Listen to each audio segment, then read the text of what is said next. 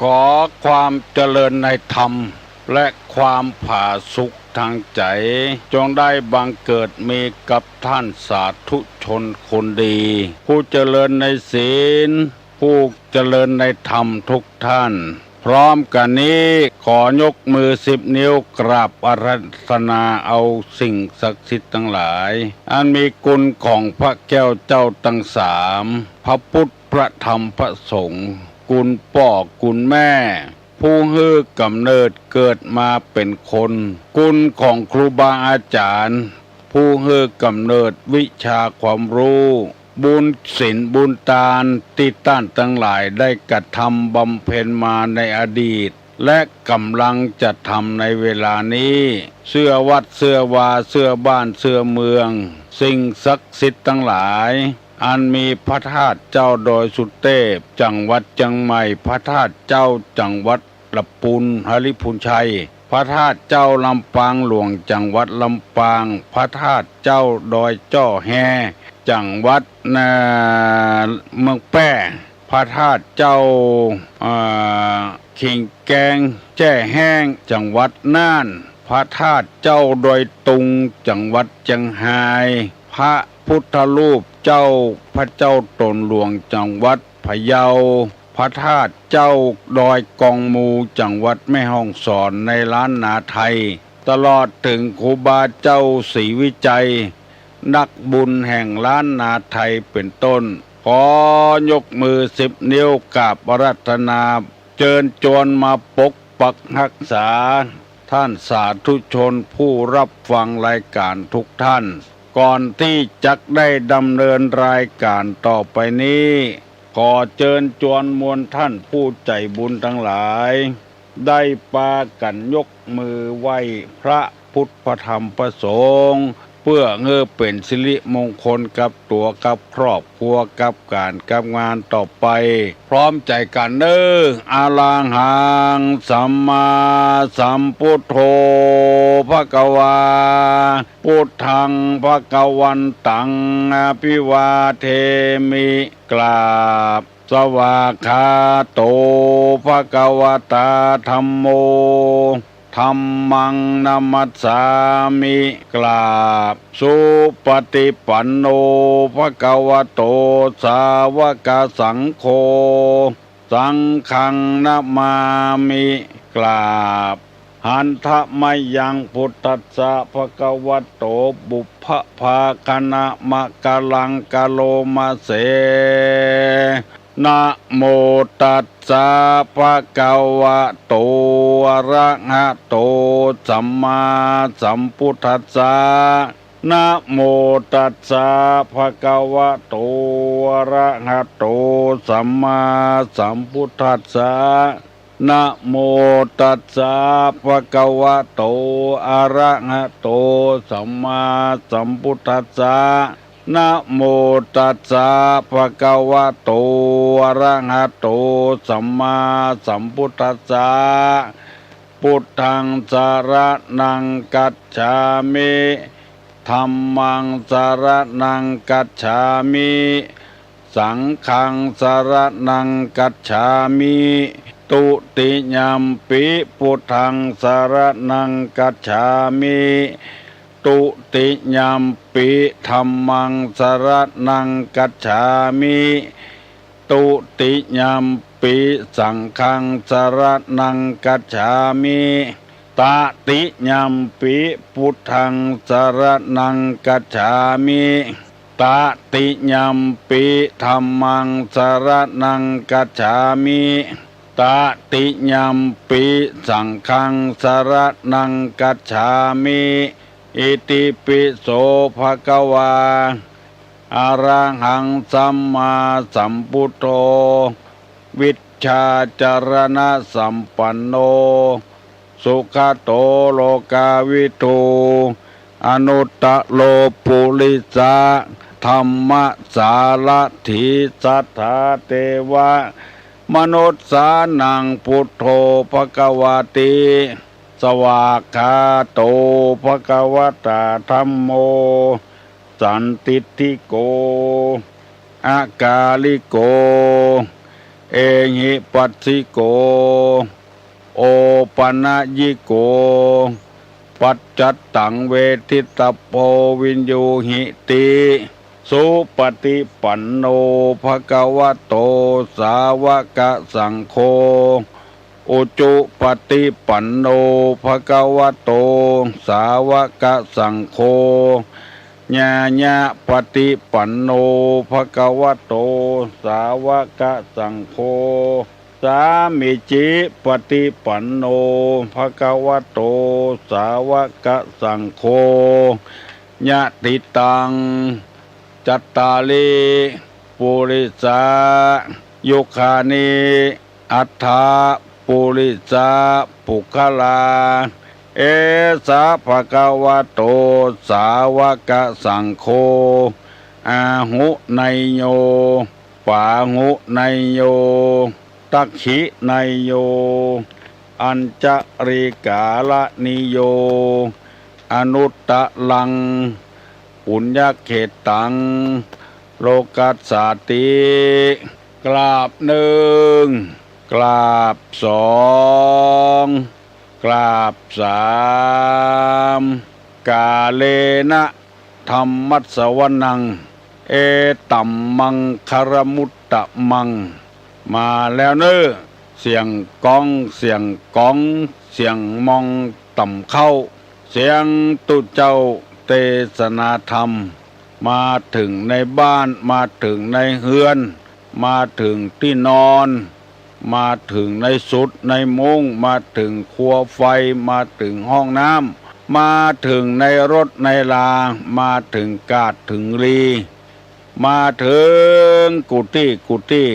ที่ท่านผู้ฟังทั้งหลาย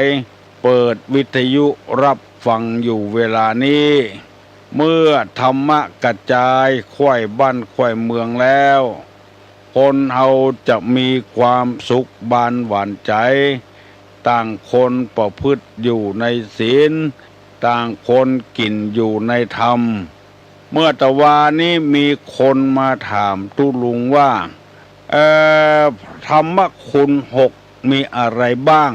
ตุลุงก็บ่ได้ตอบสักคำเมื่อตะวาเพราะว่าได้จนยงต้นอย่างได้บ่แต้วันนี้ก็ขอให้เจ้าของปัญหารับฟังตัวเนอเพื่อจะเอาไปเนี่ยอย่างบ่ฮู้ธรรมคุณ6ข้อนั้นมีใจความว่าข้อหนึ่งสวากขาโตภควตาธัมโมสวากขาโตภควตาธัมโมแปลว่าพระธรรมอันพระผู้มีพระภาคเจ้าตรัสไว้ดีแล้วสวากขาโตภควตาธัมโมข้อที่หนึ่งแปลว่าพระธรรมอันพระผู้มีพระภาคเจ้าตรัสไว้ดีแล้วเพราะว่าพระองค์บ่ได้จุบ่ได้ไล่บ่ได้หลอกบ่ได้ลวงไผให้คนกู่คนได้ปฏิบัติตามหลักธรรมที่พระองค์ตรัสไว้ดีแล้วให้ตยตามนั้นแล้วจะบ่ผิดบ่มีพิษบ่มีภัยหยังกับไผยิ่งหูเต้าใดยิ่งประพฤติปฏิบัติธรรมเต้าใดยิ่งมีคุณประโยชน์เท่าอันคุณประโยชน์นี้บ่ใช่เฉพาะตัวตนบ่ใช่เฉพาะครอบครัวเป็นประโยชน์กับโลกเป็นประโยชน์กับบ้านกับเมืองจำไว้เนอข้อที่หนึ่งสวากขาโตภควตาธัมโมพระธรรมอันพระผู้มีพระภาคเจ้าตรัสไว้ดีแล้วข้อที่สองว่าสันทิฏฐิโกสันทิฏฐิโกสันทิฏตัวทอทหารสระอิแล้วก็ตอปักตักทิโกนี่คือถอฐานสระอิสันทิฏฐิโกแปลว่าผู้ใดผู้ได้บรรลุธรรมจะพึงเห็นด้วยตนเองผู้ใดบรรลุธรรมจะพึงเห็นได้ด้วยตนเองคือหมายความว่าคนใดปฏิบัติจะหูคนเดียว พึงบรรลุเห็นได้ตนเองจะหูคนเดียวบ่ต้องไผ่หูไผ่หานตัวคุณงามความดีที่บรรลุได้ปฏิบัติมาเป็นสันทิฏฐิโกผู้บรรลุพึงเห็นด้วยตนเองหมายความว่าคนเอาตึงวันนี้ทำดีเพื่อจะให้คนอื่นได้หูได้หันอันนั้นเป็นความผิดความที่ยังบ่ถูกต้องเด้อคนใดได้หูได้หันจะหูเองหันเองว่าผลของการปฏิบัติธรรมนั้นเป็นเชื่อใดข้อที่สามว่าอากาลิโกออ่างกอกาสระอาลอลิงสระอิอากาลิโกแปลว่าไม่ประกอบด้วยการคือหมายความว่าจะปฏิบัติเวลาใดก็ได้เมื่อวันก็ได้เมื่อคืนก็ได้อยู่คนเดียวก็ได้อยู่กับหมู่กับคณะก็ได้ทำคำสอนในทางพระพุทธศาสนานี้บ่เลือกเวลาบ่เลือกกาละการที่พ่อออกแม่ออกญาติกาทั้งหลายฟังเวลานี้ก็ชื่อว่าเฮาปฏิบัติธรรมอยู่ไม่ประกอบด้วยการคือประกอบด้วยกาลเวลาเรียกว่าอากาลิโกข้อที่สี่ว่าเอหิปัสสิโกเอหิปัสสิโกสระเอออ่างหอหีบสระอิปอปามหานากาศสอเสือสองตัวสระอิเอหิปัสสิโกแปลว่าควรเรียกให้มาดูมาพิสูจน์มาศึกษาอย่างตุลุงออกอากาศถึงวันเนี่ยเรียกฮือมาพอเรียกมาฮือดูเรียกมาฮือศึกษาเราเรียนกวยมันได้ผลเท่าใดดังที่มีคนหลายคนโทรศัพท์มาบอกว่าครอบครัวของผมครอบครัวของหนูบัดเดี๋ยวนี้มีความสุขแล้วเข้าใจกันดีระหว่างพ่อผัวแม่ผัวพ่อเมียแม่เมียระหว่างกับผัวกับเมียระหว่างลูกกับพ่อกับแม่หลานกับพ่ออุ้ยแม่อุ้ยเจ้าบ้านเจ้าจองเข้ากันดีอันนี้แล้วว่าเอหิปัสสิโกควรเรียกให้มาดูมาพิสูจน์ให้มาศึกษาคือผู้ที่อธิบายธรรมห้องคนที่ยังกำลังรับไหลอยู่เพื่อมาปฏิบัติธรรมมาศึกษาธรรมมาเรียนธรรมอันนี้เป็นข้อสี่เนอะสวากขาโตภควตาธัมโมสันทิฏฐิโกอากาลิโกเอหิปัสสิโกข้อที่ห้าว่าโอปะนะยิโกโอปะนะยิโกแปลว่าอันบุคคลควรน้อมเข้ามาในตนอันบุคคลควรน้อมนำมาเข้าในตนคือพระธรรมคำสั่งสอนในทางพุทธศาสนาเนี่ยโอปะนะยิโกเนี่ยคือบุคคลควรนำมาใส่ตนนักแล้วจะได้เป็นคนที่มีราคาเป็นหัวหน้าเป็นนายคนหัวหน้าคนเป็นลูกจ้างคนอันนี้ควรน้อมเข้านำมาใส่ตนนักเพราะว่าจะได้ปฏิบัติตามหลักธรรมนั้นโอปะนะยิโกข้อที่ห้าอันบุคคลควรน้อมนำมาเข้าใส่ตนเป็นคนที่บ่ได้นำเอาธรรมะมาใส่ตนย่อมจะมีการประท้วงอย่างที่เมื่อตะวาลงข่าวในหนังสือพิมพ์นักโทษปากันประท้วงเผาหั่นเผานี่ในเรือนจำเพราะว่าหัวหน้าคนที่กำกระบองนั้นบ่มีคุณธรรมข่มเหงกันล้ำไปข่มเหงน้ำจิตน้ำใจกันล้ำไปเมื่อทนบ่ได้แก่เหลืองแห้งย่อมจะมีปฏิกิริยาเกิดขึ้นเพราะฉะนั้นในธรรมข้อนี้ว่าโอปะนะยิโกบุคคลควรน้อมนำมาเข้าใส่ตนนักเป็นพ่อเป็นแม่เป็นผัวเป็นเมีย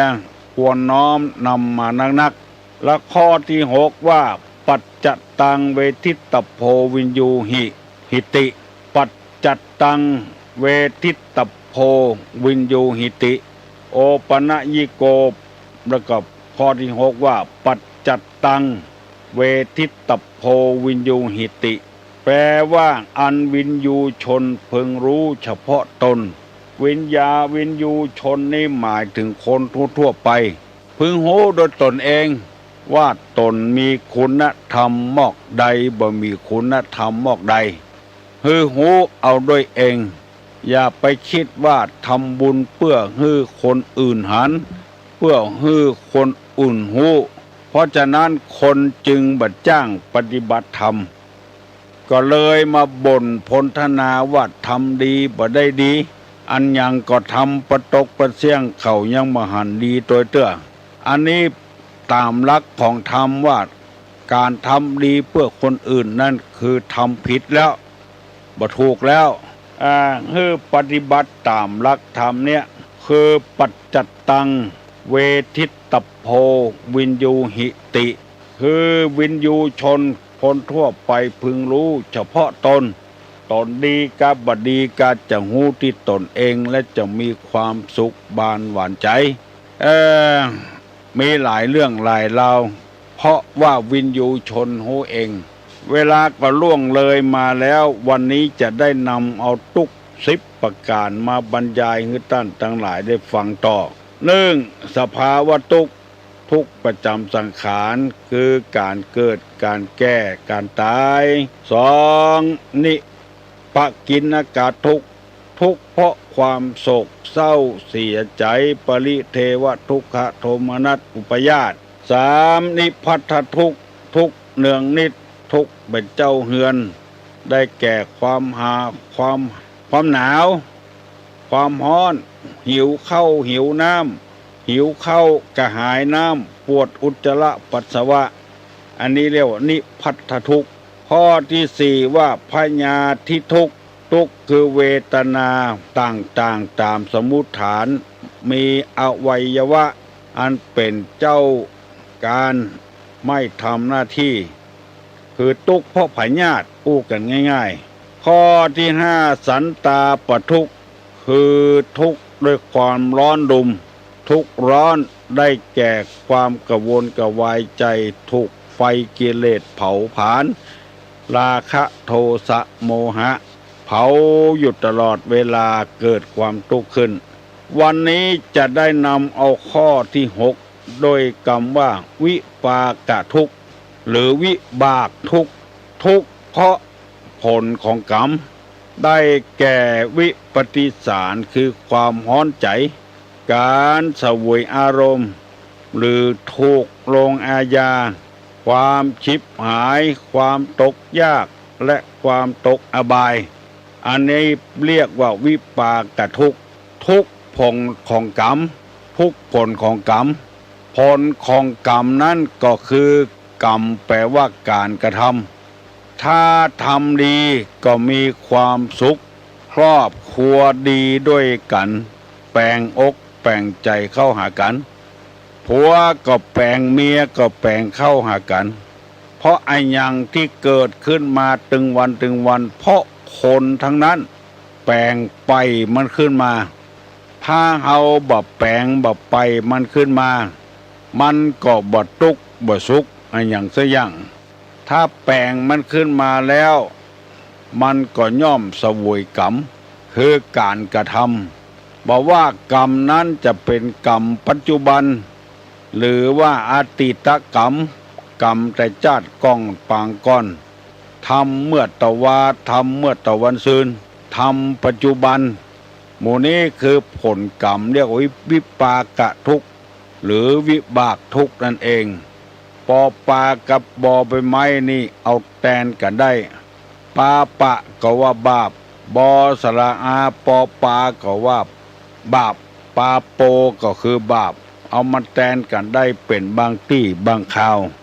อันนี้เปิ้นฮื้อระวังไว้ว่าผลกรรมมันจะมีความเดือดร้อนเสวยอารมณ์ที่สร้างมา ถูกลงอาญาความฉิบหายความตกยากและตกอบายหมู่นี้เป็นทุกข์ทั้งนั้นคือผลกรรมที่กระทำมาถ้าทำดีผลกรรมดีก็จะตกลงมาใส่เฮาถ้าทำบ่ดีผลกรรมคือความบ่ดีก็จะตกมาถึงเฮาคนเฮาจะมีความทุกข์เยอะอีเหมือนกันกูคนสมมติง่ายๆว่าบ่มีลูกใครได้ลูกสักคนลูกคนเดียวถ้ามันหลุดตีนหลุดมือเหียมันบ่ดีไปเหียบ่มีที่เปิ้งเอาแถมคนหนึ่งเป็นสองคนเมื่อได้ลูกมาแล้วป้อออกแม่ออกบ่อุ้ยแม่อุ้ยป้อหนานป้อน้อยพี่ป้านะอาไผ่ว่ามันมีความสุขพ่องสุขสบายใจเมื่อหัวทีตาอันเมื่อเกิดออกมาถ้าได้ลูกแม่ยิงเกิดออกมาถ้าได้ลูกปวดใจเกิดออกมามันสมใจอยู่ไปมันเป็นไปด้วยความทุกข์ทั้งนั้นต้องพอกวายดูแลเอานมมือกินเอาป้อนอาหารให้อินกินเอาอาบน้ำเอาป้อนเข้า7 ขี้7 นิ้วอันนี้เป็นวิบากทุกข์ทั้งนั้นพอใหญ่หน้ากาบานมาแถมสักน้อยหนึ่งแต่งเนื้อแต่งตัวเสาะผ้าผ่อนต้อนสบายมาให้เขาพอเอาไปฝากก็ทุกข์ต้องเอาไปส่งต้องเอากลับคืนมา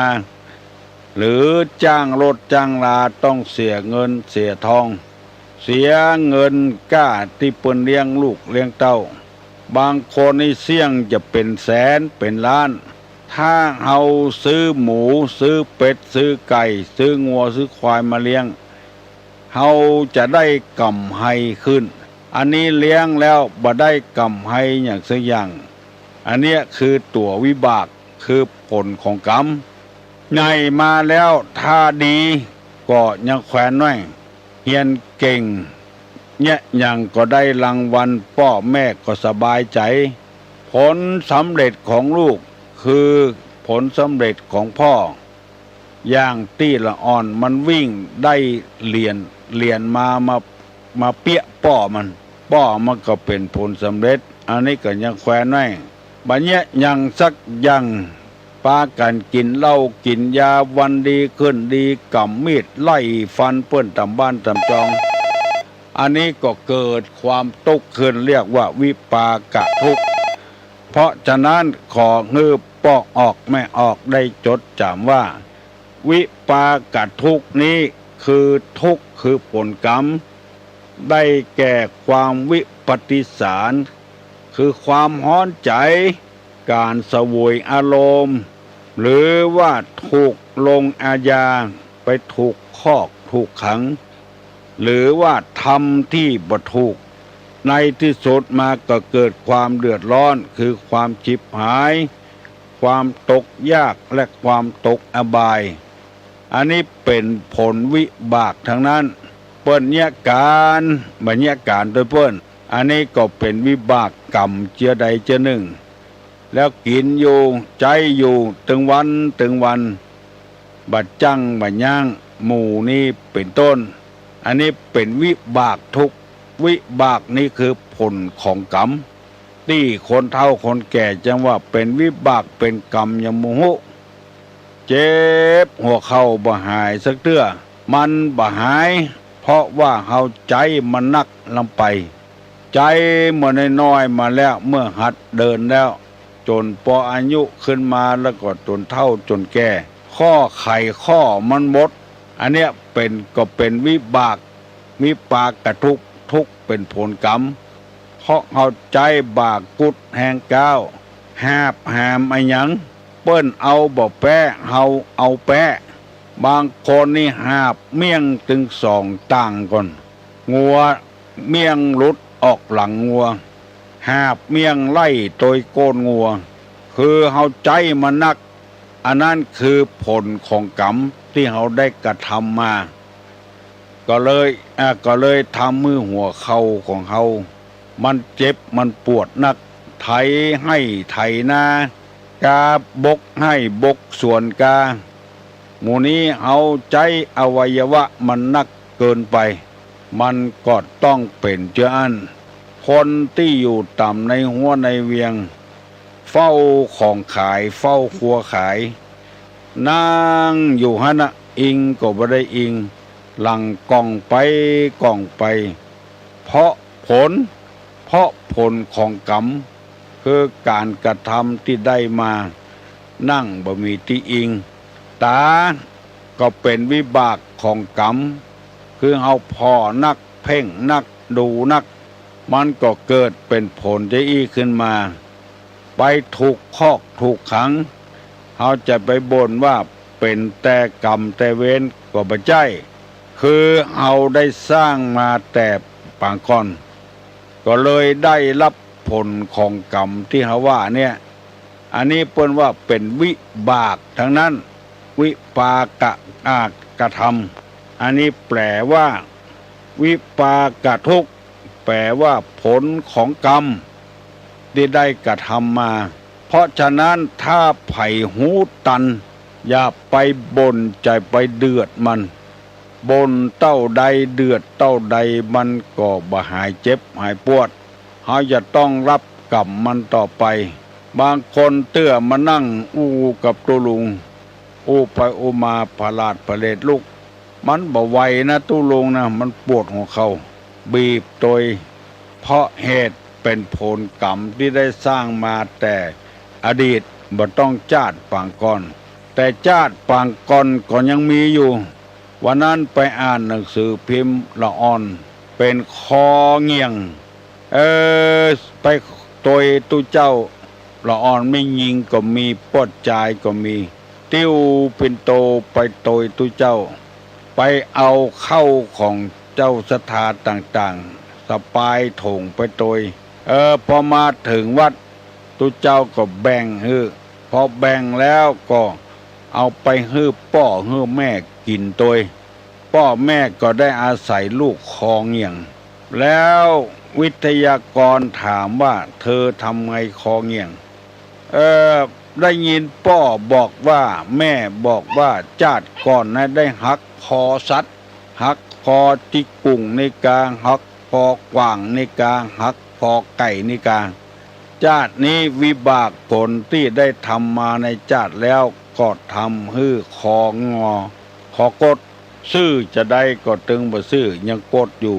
บางคนหูหนวกออกจากท้องแม่มาก็มีเพราะผลกรรมที่ตัวได้กระทำมาในอดีตชาติบางคนตาเสียตั้งแต่ท้องแม่ออกมาก็มีมาเสียเมื่อรุนก็มีเพราะผลกรรมเฮาทำไปเฮาบ่ฮู้สึกตัวแต่ว่าเวลากรรมมาสนองวิบากมาสนองแล้วเฮาจึงรู้สึกว่าผลของกรรมนั้นมาสนองวิบากของภัยของมันผลกรรมของภัยของมันเปิ้นอยู่ดีๆกันตัวไปอยู่ในคอกในเรือนจำเพราะว่าวิบากกรรมผลกรรมเฮาสร้างมาถ้าเฮาอยู่ดีๆบ่เป็นหยังมันก็บ่มีปัญหาข้อนี้เปิ้นเสนอมาเพื่อผู้ฟังทั้งหลายบอกว่าเป็นตู้เจ้าพนายปดจ่ายไม่ยิง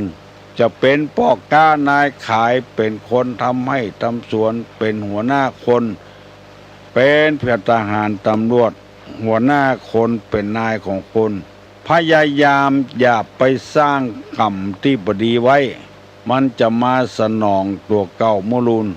ถ้าสนองแล้วเฮาจะเถียงมันบ่ได้บางคนก็น่าสงสารน่าอินดูเอาไปตัดไปบันก่ออย่างนั้นน่ะจะให้มันเตียวดีเหมือนเก่ามันก็บ่ได้พอจะบรรเทาไปได้อาจจะไปหักคอเขียดคองูอาจจะไปงอติ่นเป็ดติ่นไก่อย่างโมโหเกิดมาชาตินี้ผลกรรมผลวิบากที่ได้สร้างมาแล้วจึงสนองคนใดที่ยังมีอาการ32ครบบริบูรณ์ก็นับว่าเป็นโชคของเฮาเมื่อโชคมาถึงเจืออี้แล้ว เฮาควรกระทำบำเพ็ญต่อสิ่งที่มีสาระมีประโยชน์คือหนึ่งตั้งร่างกายก็ไปบะใบเบียดเบียนคนอื่นสัตว์อื่นไล่ตุบปุบตีไล่ฆ่าไล่แตงไปลักไปจกไปเล่นจู้สู่ผัวเปิ้นเมียเปิ้นเพราะว่าเฮาดีแล้วมีอวัยวะครบบริบูรณ์แล้วจะไปสร้างกรรมสร้างเวรไว้บางเตื้อเฮาก็น่าเสียใจลูกสาวเกิดมายังบัดตันอย่างเตื้อโดนเปิ้นข่มขืนอย่าแล้วหมดอนาคตของลูกสาวเพราะอะหยังเพราะในชาติก่อนเฮาบ่ฮู้เฮาอาจจะไปข่มขืนเปิ้นก็ได้เนี่ยมาสนองตัวเก่าเมื่อรุนลูกเกิดมาเป็นปากบิดปากเบี้ยวเฮาก็บ่ฮู้ว่าชาติก่อนเฮาได้ทำอะหยังไว้มาพลที่สนองแทนที่จะไปสนองลูกไปสนองแม่สนองพ่อปุนเสียบ่ได้กินบ้ากินแหงตะกรรมจำเป็นได้พ่อได้กวยกุ้มเท่าเต่าตายหรือบ่อย่างอันก็ยูเข้าไปวัดเถียเอาฮื้อตุเจ้าเลี้ยงเหียเป็นต้นฝากไว้เน้อปอกออกแม่ออกวันนี้ได้ถึงข้อที่6แล้ววิปากทุกข์ทุกข์เพราะผลกรรมที่ได้กระทำมาได้แก่ความวิปฏิสารคือเดือดร้อนฮ้อนใจความฮ้อนอกฮ้อนใจกระวนกระวานใจเปิ้นยิ้มแย้มแจ่มใสเฮาบ่ม่วนการเสวยอารมณ์ต่างๆที่มันบ่ดีถูกลงอาญาความชิบหายเกิดขึ้นในบ้านในจองในหอในเรือนของเฮาบ้านแตกสลายขาดและมีความอดความอยากมีความตกอบายอันนี้เรียกวิปากทุกข์แล้ววันต่อไปตุลงจะได้นำประเสนอแถมว่าสหคตทุกข์แปลว่าทุกข์เต็มไปด้วยกำกับกันทุกข์ที่มากับจากวิบูลผลแล้วก็อาหาระปริยติทุกข์ทุกข์เพราะการกินข้าวการกินน้ำกินของพิษเอามาลงหมู่นี้เป็นต้นบัดเดี๋ยวนี้6 โมงป่ายแล้วเนอะให้ยังบอกลูกเห็นเนอะลูกทำการทำงานเจ้าของปัญหาถามเรื่องอันนี้ส่งของธรรมคือหมายความว่าธรรมคุณ6ตุลงได้เสนอไปแล้วเนอะวันนี้ขอประกาศอนุโมทนากับเจ้าภาพที่นำเอาเงินมาช่วยตังคณะสงฆ์อำเภอแม่ริมและมูลนิธิบุญญาภรณ์จะได้จัดฉลองมหาปริญญาฉลองนักธรรมตรีโทเอกและฉลองพระอภิธรรมเมื่อเขาสอบได้เฮาก็ต้องฉลองเขาพระครูคำบุญ500 บาทนายอเนกนางอุไร 4,500 บาทแล้วก็คุณดาบ้านลากุลสันทรายแถม 6,000 บาทฮัลโหลฮัลโหลเจริญพรนมัสการครับคุณลุงครับขอบคุณครับที่ตัวเป็นธรรมคุณ6ตะกี้นะครับอันกะครับจำได้ระบอครับได้หมดเนาะสว่างใจแล้วครับสว่างใจแล้วครับที่ไหนฮะบ้านอยู่ไหนบ้านอยู่ทางทิศในอยู่ดอยสะเก็ดครับดอยสะเก็ดแหละครับสง่าบ้านดอยสะเก็ดครับสง่าบ้านธรรมคุณ6มันออกในข้อสอบของกศนครับแล้วผมมันสอบมาได้ครับสอบมาได้เนาะครับเพียงกศนครับสงสัยยังถามมาเนอะครับผมครับการศึกษานอกโรงเรียนครับเจริญพรขอบคุณยินดีเนอะแล้วก็คุณดาบ้านลากุลสันทราย6,000 บาทร่วมกำกับคุณจำเนียนนะคุณชิดดาวันและก็คุณจำเนียนสารากิจร่วมกับคุณพลนเรศวงคำจันทร์ 3,000 บาทด้วยกันตุลุงได้รับใบเรียบร้อยแล้วเนอะขออนุโมทนาเป็นอย่างมากคุณประพิษระเบงโรงเรียนอนุศึกษา500 บาทคุณเจริญใจคำ500 บาทนายสุขนางสีนวลสมมิราชแม่เฮีย500 บาทนางสาวจารุวันเจษฎางกุล300 บาทนายพีพิษนายพิทยันพิชพงศ์วิทยานิน200 บาทขออนุโมทนาวันพูกเนอ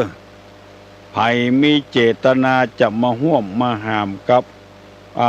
คณะสงฆ์อำเภอแม่ริมมีเจ้าคณะอำเภอเป็นประธานวันพูกนี้จะมีเจ้าคณะจังหวัดมาเป็นประธานเจ้าคุณเทพบรสิทธาจารย์เจ้าคุณราชเขมากรจะมาเป็นฮื้อกำลังใจวันพูกนี้แล้วก็ด็อกเตอร์สวัยก็มีหลวงพ่อท่านเจ้าคุณสิงหวิจัยเลขาจังหวัดก็มีท่านมหาวิษณุก็มีมีหลายองค์ด้วยกันในจังหวัดเชียงใหม่เเปิ้นมาเป็นสักขีพยานตัวเปิ้นจะได้มาอนุโมทนาตัวสำหรับปอออกไม่ออกที่จะมาช่วยมากำมาจูก็เจอเนอะส่งเสริมละอ่อนมีกำลังใจได้เรียนหนังสือฮัลโหลก็ไว้จะถามปัญหาก็ในทางพระพุทธศาสนานี้ได้กล่าวไว้ว่าอนันตริยกรรม5มาตุฆาตฆ่าแม่ปิตุฆาตฆ่าพ่ออรหันตฆาตฆ่าพระอรหันต์โดยตุกบาททำร้ายผู้ติดเอาโจรถึงพระโลหิตพ่อขึ้นไปสังฆเพศทำให้สงฆ์แตกแยกจากกันเป็นกรรมนักที่สุดอยากถามว่าเวลาตายไปแล้วต้นแห้มาอย่างพ่องซึ่งคือไปเกิดเนี่ยครับที่ว่าอนันตริยกรรมเนี่ยครับครับคุณลุงครับเอาไผ่ตอบได้ตอบมาเนอะถามปัญหาที่วิทยุนี่นะจะไปถามยาวเปิ้นฟังแล้วมันก็เกิดเอาเตอะไผ่ก็ไข้อู้ตัวตุลุงอนันตริยกรรมห้ามไอ้อย่างพ่องไผ่ได้ตอบมาเนอะฮัลโหลอาจารย์ไพศาลครับผมห้ามสวรรค์ห้ามนิพพานนะกะห้ามสวรรค์ห้ามนิพพานถูกต้องแล้วเนอะอาจารย์โตเนาะครับผมแม่แตงครับมีปัญหาก็มีครับอันหลวงพ่อตะวาผมขอตอกย้ำอันตะวาแห่งกรรมเนาะว่ากิเลสตัวที่ตะวาน่ะที่เป็นอันสัตว์ต่ออันคนเฮานะที่หลวงพ่อตอบลบพระโทสะโมหะนะทุกก็ครับผมแต่ว่าหลวงพ่อถ้าหากว่าเขาจะญาติอย่างใดที่จะบอกคือไอเสือตามตัวนี่นะเสือโลภะโทสะโมหะเนี่ยเพื่อคือมันได้มาเขาจะใจธรรมะข้อใดหลวงพ่อยินดีเนอะอาจารย์ยินดีเนอะเปิ้นมาป้อมเป่งนะคือบำเพ็ญนะวิธีบำเพ็ญเนี่ยจะห้ามบ่ให้เสือ3 ตัวนี้เข้ามาใกล้เรียกว่าปฏิบัติธรรมนะฝรั่งมันเข้ามาบ้านเฮาเมืองเฮามันมาปฏิบัติธรรมเฮานี่ยังบ่ได้ปฏิบัติเพียงแต่ฟังกันเท่านั้นฮัลโหลนมัสการเจ้าลูกหลานทางต้นเปาต้นม่วงเด้อต้นเปาต้นม่วงหลานบวงเจ้าเนี่ยวันพุธเนี่ยตุลุงบ่ได้ไปให้มีส่วนช่วยนักธรรมที่จะสำเร็จความสำเร็จของเปิ้นเนี่ยนั่นก็ข้าเจ้าจะใช้วิธีไหนที่จะเป็นส่วนหนึ่งที่ช่วยมาในครั้งนี้จะให้โอนผ่านบัญชีก็ว่าจะให้จะได้เจ้าบ่ได้ไปหาเนี่ยส่งไอ้ยังก็เขาว่า40 บาทน่ะเจ้าเนี่ยจะได้น่ะทำเป็นธนาคารก็จะโอนเข้าบัญชีเจ้าได้หรือนี่โอนเข้าบัญชีก็ประจำบัญชีเลขอย่างหมูน่าจะได้พ่อที่มันได้โวยนี่เปิ้ ปิ้นว่าส่งไอ้หยังก็ ธนานัทขอเจ้า ใจธนานัทนี่จ้าอยู่นะ เจ้าเนี่ยใดเนี่ย เสี่ยง40 บาทอ่ะ เจ้า ไอ้หยังก็ส่งยูเนียนส่งไอ้หยังก็น้องพิสมัยมันฮู้นะ เจ้า ตู้ลุงกดประจำเรื่องเงินเรื่องทองนี่บ่เคย เจ้าเจ้าแม่จะไรดี กำเดียวถ้าฟังน้องพิสมัยมาบอกน้อง เจ้าคุณแทนก็ว่าแม่เนี่ยจะได้ที่วันพูดนี่ยังจะไปเรียนอยู่เจ้าวันนี้ส่งมาเจ้านี่มาค่ำถึงละ เจ้า เนอะยินดีเนอะ เจ้าส่งตังไอ้หยังฮู้ เจ้า เดี๋ยวพิสมัยมันจะบอกเนอะ เจ้าขอแล้วก็บอกกันเนอะคุณแทนก็ว่าเนี่ยจะได้แม่ช่วยกันขอให้มีส่วนมาช่วยตรงนี้ห้องอะไรเจ้ายินดีเนอะ จ้า เจริญพรฮื้อเสือ3 ตัวนี่เข้ามารบกวนจิตใจเฮาฮะลูกหลานที่ต้นเปาต้นม่วงนะส่งออนไลน์ว่ะส่งออนไลน์ไปที่ไปรษณีย์ฮั่นส่งออนไลน์ไปที่ไปรษณีย์ฮั่นเถอะบอกว่าส่งออนไลน์ไปหาพระครูโสพลบุญญาพรวัดโสพนาราม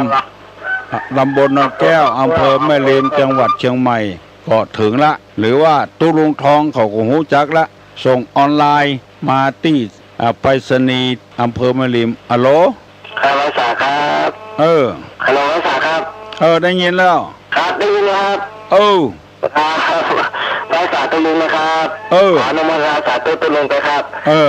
ส่งออนไลน์มาแล้วครับตุลุงครับออนไลน์เนาะครับออนไลน์ครับผมขอถามปัญหาว่าสมถกรรมฐานกับวิปัสสนากรรมฐานนั้นคือสมถะนี่คือการทำจิตที่อย่างครับแล้วก็วิปัสสนากรรมฐานการทำจิตที่อย่างนะครับครับแล้วก็ต้องมีคุณธรรมศีลเป็นต้นนะครับอ่านไปอีกนะครับครับอันเนี้ยคือที่เฮาจะอู้ประเดี๋ยวเนี่ยคือเฮาบ่ฮู้จักตัวเก่าสมถะแปลว่าอุบายทำมือสงบวิปัสสนานี่พอที่ใจตัวเก่าฮัลโหลมาสักการครับตุลุงเจริญพรที่จากลำพูนนะครับลำพูนแหละครับวันนั้นถามตุลุงแล้วครับเนาะอันยังฮะก็พอดีผมเก็บทำเก่า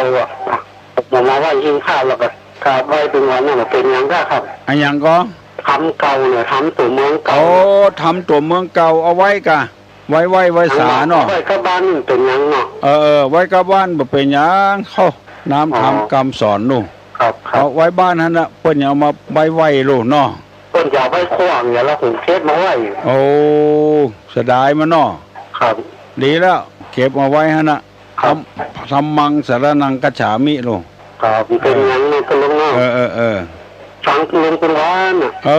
ยินดีเนอะเข้าใจดีก่อเข้าใจครับครอบครัวเป็นยังไงก็อยู่ทุกสบายดีละคือเข้าใจกันเนาะครับบ่ผิดบ่เถียงกันยินดีตัวเนอะครับนมัสการนะครับอนุโมทนาตัวคือคนเฮานี่บ่เข้าใจตัวเก่าการที่เฮาจะไปฆ่าเสือ3 ตัวนั้นต้องเข้าใจตัวเก่าวิปัสสนากรรมฐานฝรั่งมันมาปฏิบัติธรรมมันหู้เลยฮัลโหลอะไรสาธารณสุขออนไลน์ที่ถามแต่ที่นี่ส่งระบบออนไลน์สัก9 โมงนี่ไปส่งเลยนะเจ้าพ่อการเงินเพื่อจะปิดเวลา3 โมงวันนี้มันถูกก็ห้ามมาได้นะตุลุงแม่นเนาะก็ถ้าส่งมาปุ๊บเนี่ยให้โทรมาที่ตัวของตุลุงเลยเนาะว่าส่งมาแล้วแล้วให้ตังวัดไปห้ามเอาเลยจ้าไม่ต้องรอให้ไปซื้อมีมาส่งเข้าใจแล้ววันนั้นก่อนเนี่ยอย่างเงี้ยเนอะยินดีเนอะน้องเนอะฝรั่งมันว่าอย่างอี้นะมันมาปฏิบัติธรรมที่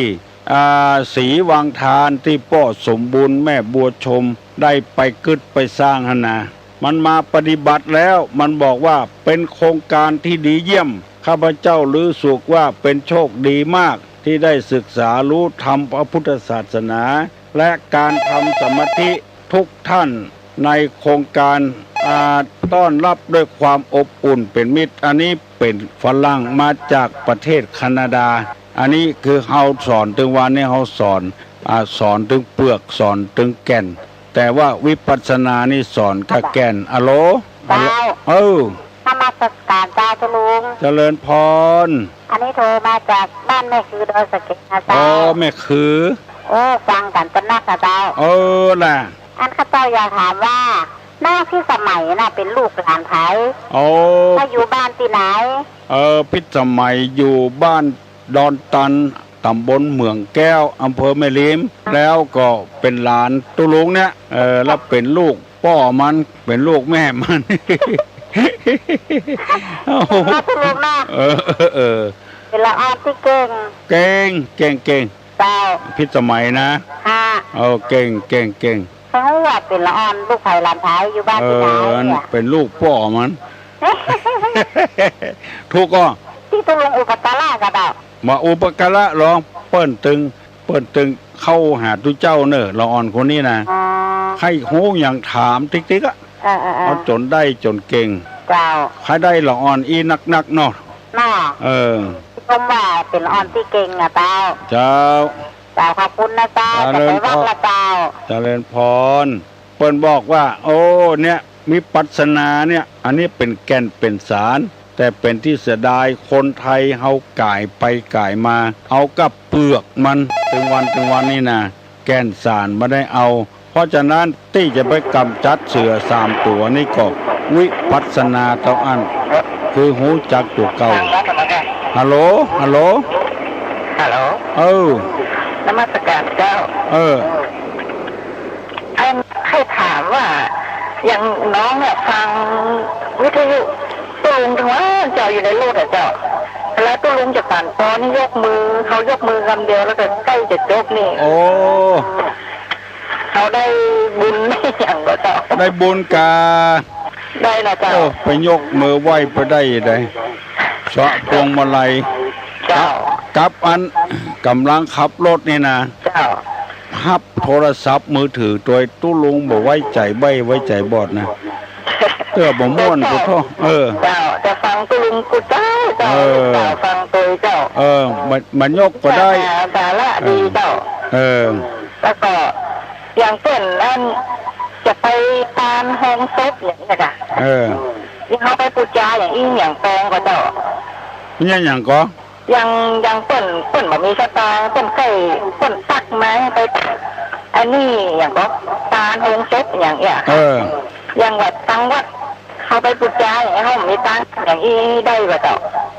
ได้กะก็ได้ต่อได้ก็ได้ละปูจาละถึงได้ละเจ้าอันได้บุญกะ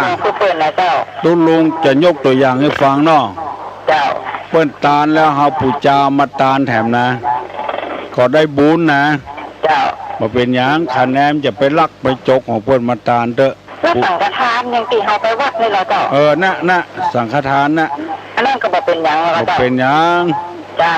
อยากแกงโหนะกะเอามาคั่วแถมก็กินได้อยู่ยินดีเนอะคล่องอกคล่องใจคือคนเฮาบ่ฮู้จักตัวเก่าเมื่อบ่ฮู้จักตัวเก่าเนี่ยเลยฆ่าโลภะโทสะโมหะบ่ได้ถ้าเฮาเข้าวิปัสสนากรรมฐานแล้วมันจะฮู้เลยฆ่าเสือ3ตัวนี้ได้ฮัลโหลก็ไว้สาถามปัญหาสั้นๆครับลูกบางคนเจ้าโหตนเจ้าด่าพ่อด่าแม่จักเป็นกรรมอย่างครับไว้สาครับอนันตเรียกรรมเนอะกรรมนักที่สุดอะเกิดมาได้เป็นคนได้มาด่าพ่อด่าแม่นี่กรรมนักที่สุดอะแถมน้อยมีลูกมีเต้าลูกเต้าก็อย่าด่ามันแถมเชื่อเตอะคนที่ถูกลูกด่านี่นะชาติเมื่อชาติเนี้ยมาถ้าว่าชาติไหนอะมันเคยด่าพ่อด่าแม่มันพอลูกมีลูกขึ้นมาลูกก็มาด่าพ่อด่าแม่แถมขอฝากลูกฝากหลานไว้เนอะจะไปด่าพ่อด่าแม่เนอะเฮาได้เป็นคนหูดีตาดีมาก็เพราะพ่อเพราะแม่เอาเหียทนเอาเหียจะไปด่าขึ้นเสียงเป็นหมูเป็นหมาเป็นอีเป็นมึงฮัลโหลไว้สาครับมันมีคนมาถามว่าตอนนั้นวิปัสสนานี้เป็นภาพบวช15 วันก่อนครับ มันตึงมีกุฏินะลองไปถามเปิ้นเถอะปัจจัยว่านับได้นับบวชนะเปิ้นก็เว้นว่างกับลุงวัดตะโปพอดีมีคนมาถามว่าวัดไทยวัดหลานเพื่อนมีพัฒนาอย่างวัดตะโป15 วันนะครับวัดตะโปนี่ได้เนอะตะโปธารามนะแม่โจ้เนี่ยครับแม่โจอันบวชนี่ก็มีหลายที่ทุดงคสถานล้านนาก็มีวิเวกก็มีเนอะ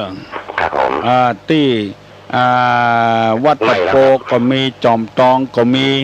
เกษตรใหม่แล้วครับเพิ่นเกษตรเกษตรใหม่ก็มีหลายที่ขอบคุณครับขอคือไปเถอะไปวิปัสสนาเถอะเฮาจะได้หูจักตัวเก่าเฮานักขึ้นโอ้หมู่ที่ไปแล้วหูจักตัวเก่าหูจักคุณพ่อคุณแม่เนอะเปิ้นผืออาบน้ำ3 วัน 3 คืนเสื้อผืนเก่ากางเกงผืนเก่าผ้าถุงผืนเก่าเปิ้นบ่ฮืออาบน้ำอาบท่าอย่างสักอย่างอันกินข้าวนี่ฮือกินฮือเหม็นตัวเก่าก้ายตัวเก่า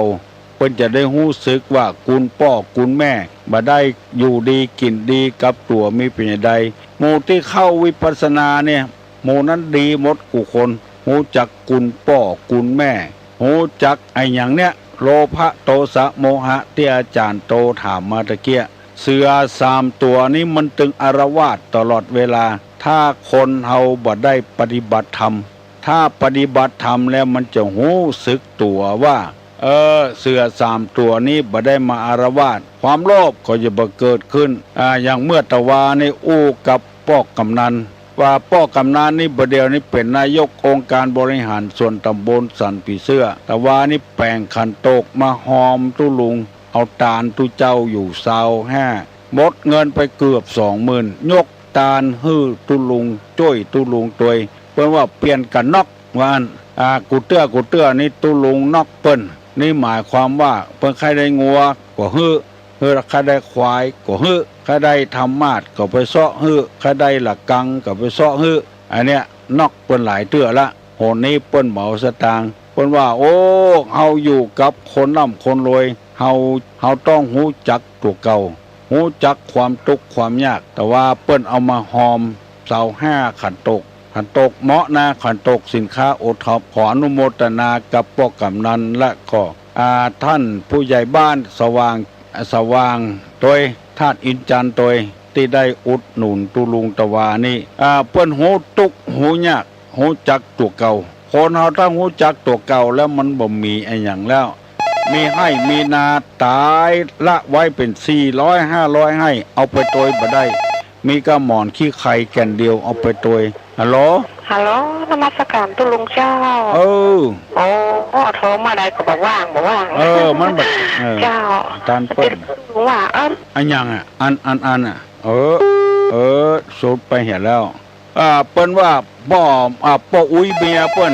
100มีนาเป็น400 500ให้บ่ได้หยังไปโตยสักอย่างอันนี้คือความหูจักตัวเก่า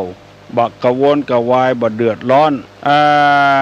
ว่าเพราะฉะนั้นขอให้ปอออกแม่งออกเข้าใจตามนี้ตัวให้หูจักตัวเก่าเฮก่อนว่าฐานะเอาความเป็นอยู่จังใดเป็นเรียกว่าอัตตานุตาหูจักตนว่าเราว่าโดยชาติตระกูลยศศักดิ์สมบัติบริวารและคุณธรรมความรู้และคุณธรรมถ้าหูอย่างอี้แล้วความโลภก็จะบ่เกิดขึ้นนักความขี้โคตรขี้เกียจก็บ่เกิดขึ้นนักความหลงงมงายก็บ่เกิดขึ้นนักวันนี้ว่าเวลา 15 นาฬิกาพ่อครูคำมลจะเทศน์อานิสงส์สลากทำฝน5 คำเทศน์เวลา 8 โมงเกิงถึง 10 โมงเนอะที่สถานีวิทยุวันนี้นะให้ใครฟังก็ฟังเนอะอานิสงส์สลากก็มีฝน5 คำก็มีแล้วก็วันนี้เป็นวันศีลตัวเนอะไผยังบ่ได้ไปวัดก็ไปวัดเถอะเนอะเพราะว่าวันศีลวันธรรมขอให้ทำตลอดวาสาเถอะ3 เดือนบ่ได้เดือนไหนมี4 ศีล32ถึงเดือนเฮาไปวัด12เตื้อบางวัดก็เอาแผ่วปุ้นเนอร์แผ่วเดือนนี้เป่งบุญใส่บาตรญาติปกไปเพียเดือนนี้เป่งขอประกาศให้ญาติให้โยมทั้งหลายได้รับทราบใครมีจิตศรัทธาส่งทั้งออนไลน์ ส่งว่าตุลุงทองวัดโสพนารามตำบลดอนแก้วอำเภอแม่ริมจังหวัดเชียงใหม่ก็ได้ละวันนั้นครูบาน้อยท่านใบดีกาไกรลาดเปิ้นส่งมาออนไลน์เฮาบ่ต้องเพื่อเปิ้นส่งใบมาละเฮามีใบไปเซ็นเอามาก็ได้เลยแล้วก็คุณบุญธรรมไกรลาดละปูนเพื่อก็ส่งมาตุลุงกดใจให้วัยาวัจกรไปเซ็นเอามาได้ละส่งมาให้ตุลุงส่งพ่องบ่ส่งพ่องก็บ่เป็นอย่างเด้อบ่เป็นอย่างยกมือ10 นิ้วอนุโมทนาส่วนบุญบ่แจ้กัตุลุงตนเดียวตุเจ้าตึงอำเภอแม่ริมเพิ่นจะได้มาวันนี้วันศีลวันธรรมเด้อฮัลโหลตุลุงแหละวันธรรมนมัสการนะตุลุงโอ้ได้ฮับแล้วเด้อได้ฮับแล้วเด้อนามสกุลใช้กาดเด้อตุลุงใช้กาดบ่แจ้ไกรลาดเนาะนามสกุลใช้กาดขอโทษเด้อใส่ไกรลาดติ๊กๆจ้ะไกรกาดครับแล้วเนาะธนาตุครับนามสกุลใช้กาดเอาละเนอยกมือไหว้เนอตุลุงจะปั่นปอนแล้วอายุวัฒโกธนวัฒโกศิริวัฒโกญัสสะวัฒโกพละวัฒโกวันนะวัฒโกสุขวัฒโกโหตุสัพพตา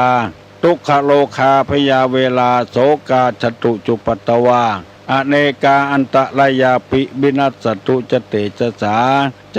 ญะสิทธิตนังลาพังโสถีภกัญญังสุขังพลังสิริอายุจวโน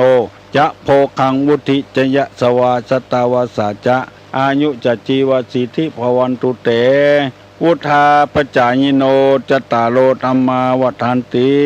อายุวันโนสุข